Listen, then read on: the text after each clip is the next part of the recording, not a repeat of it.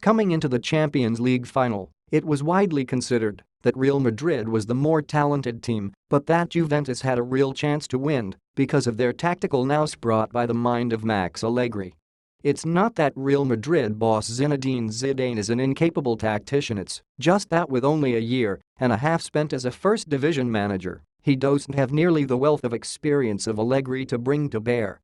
What actually happened, though, was a tactical chess match that Zidane and Real Madrid came out on top of to the tune of a 4-1 win, with Zidane making the key adjustment that directly led to Madrid's triumph and with Allegri failing to come up with an answer for it. For as intense a tactical matchup as the first half was, it was a decision made by Zidane in the second half that broke the match open and broke Juventus' once indomitable spirit. The early stages of the match were marked by a constant series of tactical changes by both teams, some major and some minor. Juventus has started the match by leaning their defense to their right side in an effort to contain the presence of Cristiano Ronaldo.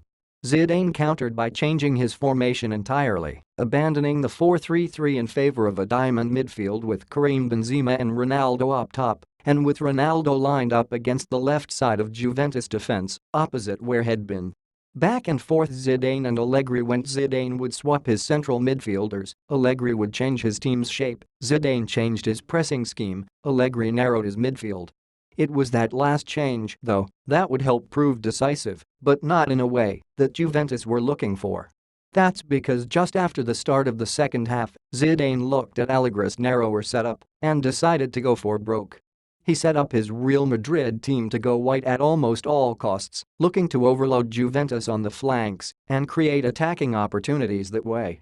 Real Madrid were frequently able to get Luka Modric and Dani Carvajal isolating Alexandro on their right side of the pitch, and Marcelo plus either Isco or Karim Benzema doubling down on Andrea Barzagli on their left, and that overload paid dividends in a hurry.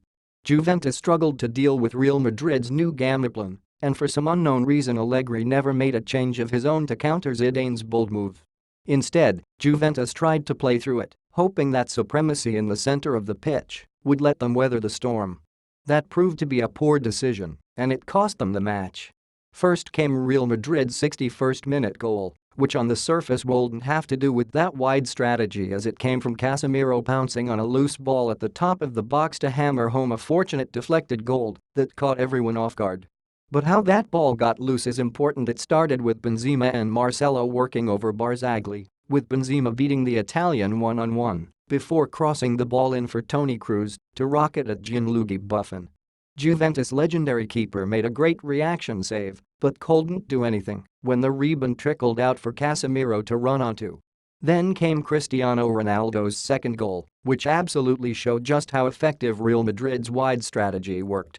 Modric and Carvajal combined to absolutely tie Sandro in knots, with the Brazilian fullback struggling to keep up with the Madrid duo.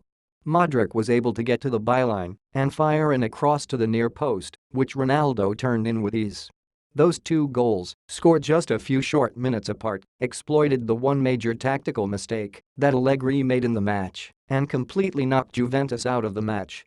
Allegri not responding to Zidane's adjustment was uncharacteristic and ultimately self-defeating, and it cost Juventus any chance that they had of winning the match. It's something Allegri going to have to deal with and figure out what went wrong in his decision-making process over the course of the summer, while Zidane will start getting more plaudits as a good tactical manager because he just outwitted one of the better minds in Europe.